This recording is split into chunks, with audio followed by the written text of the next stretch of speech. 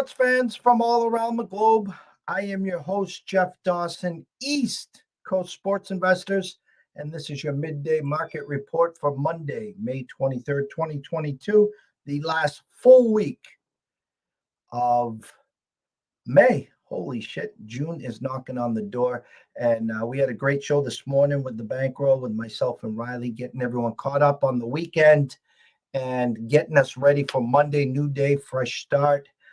Today, we are blessed and honored to have a good friend of the show, Julian Edlow of DraftKings, who will be live right where I am right now for Game 4, Celtics versus Heat, a must-win for the Celtics. Already, Tyler Hero is out. The Time Lord and Marcus Smart, both questionable. Assumption is they both will play. I was there Saturday and got kicked in the you-know-what in the first quarter. Great rally, just came up short, but Julian will give us his thought. Probably some leans, some good props on today's and what he's expecting. So without further ado, let's bring him on, the one, the only, Mr. Julian Edlow. How we doing? Good. How are you, Julian? It's a lovely Monday afternoon for a Game 4 in Boston. As I said in the intro, I was there Saturday. What I witnessed was a Miami team that I think for 2 days read all the chatter of how the Celtics were going to win this in probably 5, maybe 6 already. Get ready for Golden State or the Mavericks. I think an overreaction from the books. The Celtics went to minus 305 to win the series. You could have got the Heat at plus 205. They blitzed the Celtics, shot about 80% in the first quarter, put 40 points up. Bam was bam. Initial thoughts on Saturday's game? Yeah, the lack of urgency in the first quarter lost them the game. They cut 26-1, and they did it by going from 26 down to 15 at half. That 10-0 run to end the half saved the game. And then, if you're a little bit more balanced and you can shave that in the third quarter and shave the rest in the fourth quarter, you have a chance in that game. And they still somehow gave themselves a chance, but ultimately couldn't get there. But it was 15 at halftime, and it was 15 at the end of the third quarter, which you can't have. You got to trim that. And it was the turnovers with Tatum and Brown. Tatum, poor decision-making, poor overall game, 3 of 14 shooting, 10 points. And Brown with the ball handling, just giving it away. But it just comes down, if you go down 20 in that game or 18 instead of 26, you might win it. It was a weird game just with so much happening. Butler surprisingly not coming out for the second half. Smart going down with what looked like a really serious ankle injury and then being back. I got to imagine, we'll touch on him, but I got to imagine he's got a grapefruit ankle going on right now. But you're at the point in the season where you got to give him what you need to give him for him to play, because Smart needs to be on the floor for the Celtics to win, and it's a must-win game. Tatum's fine. He has to be fine, and he is. We've already seen him in the gym getting up shots. But yeah, the lack of urgency from the start in a Saturday night home game, coming off a huge road win, was the story, and ultimately, lost them the game. And I think they'll respond because they have to respond. The Celtics are whatever they are now, 4-0 off a loss in the postseason, average victory by close to 20 points. They're just going to have to, and it's going to have to start with Tatum having a good game. So that's the way that I'm looking at this one. I think that everybody besides Tyler Hero is going to be on the floor for both sides because they have to be. And like I told you before we went on, Tyler Hero missing this game isn't it's either meaningless or helpful to Miami, because Hero's been awful. Why is he on the floor? Because he's a scorer and he shoots and he makes his shots. Well, he hasn't been shooting well. Like low 20s from 3 in the playoffs.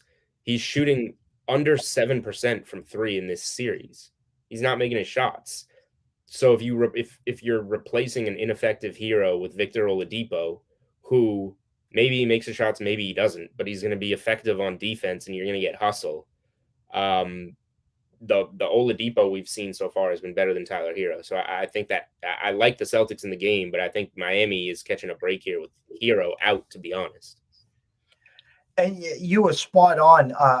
And back in game one, we were watching that run right before the half, and that three to end the half that cut it to 15. The crowd believed. They left with such momentum. And then you come back and say, okay, we're down 15. We can chip away here. We got to obviously win the next two quarters. And late in the third, they had cut it to 10. Miami ends the third quarter with a 5-0 run that left it at 15. And then the start of that fourth quarter was just, it was like a Rocky fight. One guy down, another guy down. We Tatum down, and I was right above where Tatum goes down. So Tatum goes down, and he sits up and he's holding his shoulder like this, Julian. And then they go down. Miami goes down and misses, and then the Celtics come out, and he's still sitting there. And then the Celtics miss a shot, get a rebound, hit a three. Then they finally stopped it. And then next thing you know, I don't know if anyone fell on him or whatever. It's just, I don't know. Listen, in the NBA, you could call a foul on every play. I really do. And I was sitting next to a lot of angry people that the Celtics weren't getting the calls. And I'm like, I pulled up the stats. At one point, the Celtics had shot 27 free throws to Miami's 5. Yeah, there's nothing you can there's bad calls, and there's going to be bad calls in every game, and they're going to go both ways. The playoffs have been poorly officiated overall, and that's the way that it is. So yeah, I think the Celtics, more than any team left, hurt themselves with the officials the most when it comes to complaining, and taking themselves out of plays. Now, I don't know. My shoulders never popped out. I've never had a whatever Tatum had, so I'm not going to say he should have gotten up or not. I don't know what it feels like. But yeah, kind of dumb to shoot on that play rather than call timeout if Tatum's going to stay on the floor. And that was 3 points, and the game eventually got to 1. So who knows how that plays out if those 3 go the other way. But yeah, when it comes to the Celtics,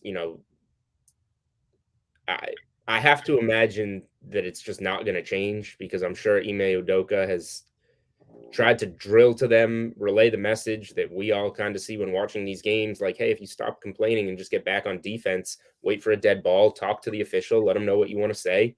The complaining isn't going to change anything.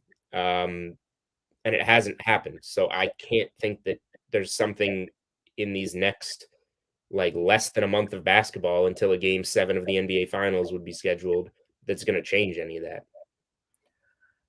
We in our lanes tip our hat to Spoelstra, and the fact that Riley's still up there, it's an amazing, 1-2 punch that the Heat have.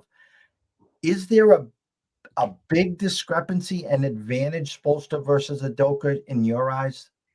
It's an advantage, Miami. Udoka's obviously come a long way since the start of the season, and he's done a very good job, and he's one of the better coaches in the NBA, and that's why he finished high in the Coach of the Year voting. But Eric Spoelstra's been with the Miami Heat since the 90s. He's been coaching the team since 2008. He's won championships with them, and he's maintained his job because he does a very good job, and he adjusts well. So there's no doubt that Miami has the coaching advantage, and they've just, even though the Celtics have been to some Eastern Conference Finals, Miami's been through more. So is maybe better prepared on some of these adjustments. I think the Celtics will come out strong here. I think they're going to throw the first punch. I think they have to. But Miami knows that, and I think can maybe damage control a little bit better than the Celtics did in going down 26 in that game 3. So those are, I think, the type of advantages that Miami has. But again, we saw them down at halftime 25 in game 2 at home in Miami. So maybe I'm wrong, but long story short, yes, coaching advantage Miami, but it's not something that, Boston should be unable to overcome. Here's what I'm afraid of, and I wonder if you'll piggyback on this with me. This Celtics Heat series is going to go 6 or 7 games. They're wars, absolute wars. It reminds me of the 80s when you were facing the Detroit Pistons and the Bad Boys and some of those just bloodbaths. And here the Golden State Warriors are just 1 game away. Now, the thought process is, hey, do they lay the egg? Luka put up 45. They hold serve. Golden State takes it in game 5, and they're going to just sit and watch. Are you afraid, like I am, whoever wins the East, this Golden State team's going to look like gazelles out there, fresher. They didn't just go through that war, and it could be a pretty quick series. I was seeing you can get Golden State right now minus 135 at some shops to win it all. Would you sit and wait, or is that price right now? Probably you're going to save yourself 15, 20, maybe 25 cents if they win it and they face one of these two. I think you can wait. We saw some preview lines that were basically, you only have action if you get the matchup that you bet on. And it was really like minus 120 Golden State plus 100 Celtics. And they were a little bit more favored against Miami. So I think it's maybe just a little bit too much right now. I don't think that price is really going anywhere. And by the time we get an NBA Finals series price with Miami against whoever it is, I don't think you need to take it now. What if Curry rolls an ankle in game 4 or whatever? I would just wait and give myself that time, just because I don't think you're going to miss a really good price in waiting. Now, to your point, like if Golden State does get that rest and the East is a slugfest, it's a spot where I would rather just bet Golden State game 1. And if it's against Boston, they'll be at home. If it's against Miami, they're at home too. I need to look at I haven't even looked into that, who has home court between Miami, Golden State. But yeah, it would just be a spot where I would save my chips for Golden State game 1 and then potentially look to go the other way on the series, because the Warriors are very good. I don't think they have the stranglehold on the league that they used to have at all. And that it's very plausible a Boston or Miami team with their toughness and their defense could find a way in that series. I'm going to flash back to March. You and I and Sharapan and Peralt were at the MGM Grand, Celtics Golden State, and I think you had 1 or 2 tickets on the Celtics that game. I think they beat them by like 20 or 25. Celtics first half and Celtics full game as dogs in that one on the road in Golden State. That was the game Curry got hurt in. But it was, they were beating them down that whole game. Golden State couldn't score. And that's a game that I think Boston opened like 4 in that game and closed 1, and there was no injury news. So that tells you what bettors think of a Boston Golden State matchup. Again, game 1, super tough spot, just like game 1 was a tough spot for the Celtics in Miami. So whoever wins the East is going to be in a very tough game 1 spot, even if Miami were to be at home, coming off this type of series. But personally, I think the Celtics match up very well with Golden State. And if we do get that matchup, and we get some Celtics even money series line, something like that, that's something that I will be on. But hold some back to wait to go after game 1, because game 1 will be a really tough spot. And that's what we did in the Bucks series, and we actually did it here in the Heat series. I wasn't going to lay the 2-1 against the Bucks. The Celtics lose game 1. You got them at plus 130 after that. That cashes. Didn't want to lay the minus 170, which, again, I respect what Vegas is saying. They made a statement there. Hey, Celtics don't have home court, yet they're favored by minus 170 against the Heat. They lose game 1. You can get the Celtics at plus money or a pick 'em. I love the thought process, the idea there on both of those looks. And as you said, you can actually take Golden State in game 1, and then you can come back with that bigger price on the series if you're thinking it's going to go, 5, 6, or 7, obviously. Mm-hmm. So we got to go ahead. Nope, go ahead. We can keep it going. We got to do or die here. I'm on DraftKings right now. Standing tall, Celtics -7, -110, and under over at 206 and a hook. Celtics minus 310 money line, plus 245 for the Heat. I know you go into some props. You do a lot of different things in the baskets. I want to give you the stage how you're dissecting today's game. Yeah, it's a big number for this type of game, but it's certainly a must win, and it reflects that. I, I think the Celtics are going to win the game. I'm pretty confident the Celtics are going to win the game.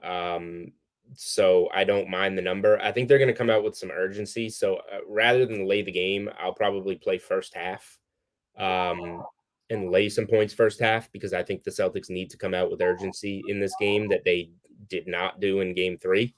That's going to be drilled into them. I just hope you know, the weird sequences in that game where they exerted so much energy to come back and had guys getting dinged up. I hope that doesn't take away from what should be a great bounce back spot, and a spot that the Celtics have bounced back in all season since they turned the corner in mid-January. They're now, whatever it is, 12-2 off a loss since that Knicks game where they blew a huge lead. RJ Barrett banked it in at the buzzer in New York. 12-2 off a loss since then. They've won every playoff game following the loss during this run. So, like, the Celtics money line is a parlay piece. I don't want to necessarily say what the other leg is, because we're at a time of year where they're slimmer pickings. And I don't like mixing it with baseball, which I tried to do yesterday, and the Blue Jays lost. So I'm staying away from baseball right now. If you can find a way to get what you want in Celtics money line. So here's two other thoughts on things that you can play. So the series right now is a pick 'em, minus 110 each way. There's only one way to bet the Celtics if you're betting the Celtics, and we have double results on DraftKings Sportsbook. So team to win game X and team to win the series. So the Celtics are minus 110 for the series, but you can take the Celtics to win game 4 and win the series at plus 115. They have to win this game if they're winning the series. They lose this game, it's done. So just give yourself the better value. I don't know if I'm necessarily taking that, because I already have a lot of exposure to the series. I'm just telling you, if you're listening, you want to bet the Celtics for the series. That's how you get 25 cents better for the game. And I'll say, if there's trolls on Twitter that say anything, full transparency. I think I'm as transparent as I can be on Twitter. And I tell people, I'm here to help you win. I'm here to help you win money. What you do with your money after that on DraftKings Sportsbook is up to you. So, they think I'm going to come out touting same game parlays, giving you all these things. I very rarely bet same game parlays. They have to be very correlated and really make sense. I'm going to give you a same game parlay today, because I think it's very correlated and it makes sense. The Celtics to win the game and Jason Tatum to score 30 or more points is plus 180 on DraftKings Sportsbook in a same game parlay. They need Tatum to win this game, and he's going to come out the way that he came out in game 1, give you like 20 or so in the first half. I'm pretty confident in that. They're going to go to him. If he's not making his shots, he'll put his head down and get fouled, because he can. We've seen it. So Celtics to win the game, Tatum for 30 plus is a plus 180 same game parlay. Not telling you bet same game parlays every night, but I like this one a lot. Marty Lowe from Alabama, longtime ECSI family member, has a question. Where is Duncan Robinson, and how come Miami never plays him anymore? He just lost his role to Max Strus towards the end of the regular season. Even in the playoffs, like, Duncan Robinson had a high-scoring game against Atlanta in the first round of the playoffs. But Strus just took that role. Now, with Hero out, we could now potentially see some Duncan Robinson. I think Oladipo is the better fit for this series, and he'll get the majority of those.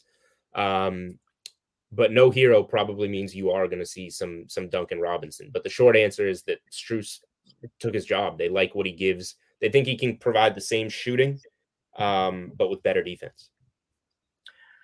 I think that Strus was the gentleman that when the Celtics were making a run in the second quarter, he came off a high screen, rolled, and drained a 3 to silence the crowd.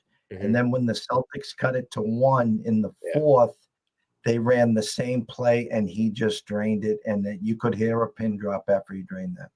Yeah. Brown cut it to 1 with a 3. Strus immediately puts it back to 4 with less than 2 minutes, right? That was like, 80 seconds left in the game, 90 seconds left in the game, and that made it tough. So yes, Strus has been a problem. And he's just playing ahead of Robinson right now. But this is going to be a spot that, especially if Miami isn't making shots early and they need a shot maker and they are feeling the loss of Heroes scoring off the bench, that's when you see Duncan Robinson probably enter the rotation on Monday.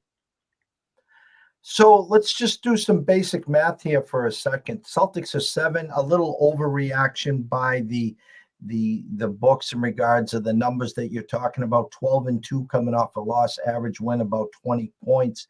If you do basic math, the Celtics should be about 2-point favorites in Game 5 if they win today. Do you think the Heat will be dogs in South Beach for Game 5? If everyone is healthy and the Celtics are coming off a win, then yeah, it should be right around there. When everyone got ruled in for Game 2, that one moved from the Celtics being like 4, 3.5 up to it closed essentially a pick 'em. And that was without Derek White. So yeah, I mean maybe 1.5, but this is gonna be this is gonna be a game 5, if the Celtics win, would be a game that is a near pick 'em in Miami, like a game that I would not bet a spread. I would just bet the money line of whatever side you'd like. Because it's gonna be right there, 1.5, 2. But yeah, given what the numbers tell you, if the Celtics are playing everyone, if both teams are playing everyone in Game 5 and the series is 2-2, the Celtics should be small favorites in Miami. Going to jump ahead to tomorrow. Dallas -1 at your site at Sportsbook. Golden State +1, -115 there, and under over at 216. Moneyline -110 each way. Obviously, the thought process is that the series is over. It's hard to figure out. Once you start trying to dig into the mental side, Julian, I think you're really in trouble. I mean, you're going to say, okay, the Warriors want to wrap this up as soon as possible and get ready for the finals, get rested, where you look on the other side and obviously a Dallas team that is facing something no one else has been able to do is come back from 3-0. When you're digging down deep in the heart, NBA, we want an extra game there. Dallas wins, go to Game 5. Golden State favored by 8. They win by 20.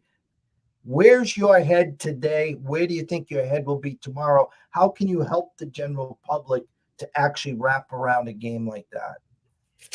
So I think the only way to bet a game like this is that you have to kind of dive into the mentality of these two teams. And I know you just said you're in trouble if you're trying to figure that out, and you kind of are. So that's why you can't, this isn't like a 3-unit play on this game, probably like a unit on what you think is the right side. And I think Golden State is going to be ultimately the right side. And why I think that is mentality purposes. I mean, we've seen what the matchup looks like. So either the Mavericks come out with the sense of urgency we thought we might see in Game 3 to try and get back in the series, or they kind of give up and Golden State pulls away. And what I heard after Game 3 makes me think that it's going to be a Golden State pulls away type of game. And why I feel that way, the interview with Curry after the game says it was great to get this one so that now we can just kind of play with house money in Game 4. So he knows they don't have to win. But I just feel like with the Warriors, with a mentality saying we're playing with house money, is dangerous, because if they play free and easy, they're going to be tough to beat if they don't feel that pressure like they did when they were down 20 at home in Game 2 and it's about to be 1-1. It's going to be the complete opposite. They're going to be all over the place. And maybe they turn it over too much, but they're also going to make some ridiculous plays because that's what they do. So that's how I feel from the Golden State side. And then from the Dallas side, it seems like they kind of know that they're done. after the game, it's Luka Doncic saying, I'm only 23. This is my first Western Conference final. I'm still learning. We'll be back. You don't know if you'll be back. You don't know that, but that's his feeling. Jason Kidd saying it's already been a successful season. None of you guys had us here going this far anyway. What a year to build our franchise moving forward. They're talking like the series is over, because they know that it ultimately is, whether it's in 5 or 6. But so I just think unless Dallas comes out and blows them out in the first half, if it's a game that's right there the whole way, when you get to the end, the Warriors are going to say, all right, let's finish this, go home, get our rest. Have you been able to dive in or hit any props during this series? Is there anything that's been undervalued? I mean, I know a Curry prop seems always overpriced. A Klay Thompson, the big name guys, but the Wiggins, the Pools, or anyone on Dallas, the Brunsons of the world, or anything like that. Have you seen anything or been able to cash on any of those? Props are tough in the playoffs, and they get even tougher as the series goes on. Both as we get deeper in the playoffs and as each series goes on. So I don't like the only thing that I've hit so far. Reggie Bullock was plus money for over 2.5 threes in game 2. He went like 6 for 9, I think, and cashed that. I played it small before it got juiced to like minus 190 now last game. It was plus money in game 2, minus 190 on DK Sportsbook after opening 120 or something in game 3. So what does he do? He shoots 0 for 10 from the field and goes 0 for 7 from downtown as a role player at home when they're supposed to hit shots. So I would say maybe a Reggie Bullock bounce back game at home from 3. He takes all threes, and he's a pretty good shooter. So maybe there's some value on that after the horrific performance, even if Golden State is still ultimately the side. They were the side in game 2, and Bullock hit 6. So it can go both ways. That's really the only thing I have my eye on. And maybe since Otto Porter has that foot injury, maybe Looney gets a little bit more run because he's been awesome and it's a closeout game, closeout potential, and you give him a little bit more opportunity. So I'm not there yet, but maybe some Looney props with how good he's been, points, rebounds, combo, that type of thing. If you don't have DraftKings app, download it. Go to the sports book. Julian tonight, same game parlay. And what I do like is he prefaced he doesn't do these a lot. He's not the guy on social media that's doing these surgical 4-5-legged parlays every day. Hint, hint. And some of the other clowns out there, I used the word clown. Yes, I did. Julian's here, as he said, to make money. So again, repeat the same game prop because I don't want to screw it up. Does Smart have to get over 30 or is it 30 or more? Tatum. Tatum, I'm sorry. Yeah. All right. I'm here to be friends with everyone in the gambling space. Everyone in the gambling space is my friend. I make no enemies. So whatever you're putting out is what you're putting out. I'm just telling you the way that I put things out. I'm only going to put out content that I believe in. And getting the Celtics money line so you don't have to deal with the points, and Tatum just has to get to 30. So it's technically over 29.5 for Tatum. Get to 30. That's plus 180 as a same game parlay on DK Sportsbook. And as I'm looking at it right now, I didn't even know we were running this, so I will promote us a little bit. It looks like tonight you can opt in to get a 50% same game parlay profit boost for anything in Celtics Heat. So 50% on plus 180. That should get plus 270 on Celtics win and Tatum over 29.5. I'm sure there's a $25 or $50 max on the boost. But plus 270 on that. And if you're a bigger better and you're higher than that and you want to bet more at plus 180, go ahead and do that. But if you're somebody that's, a $50 better or less, I think you're going to get the majority of that bet in at plus 270 if you opt into that. Which is a pretty good deal. Like I can't bet on DK Sportsbook, so I can't do it. I'm here to tell you what to do on it. And I'm jealous that I don't have that in my pocket.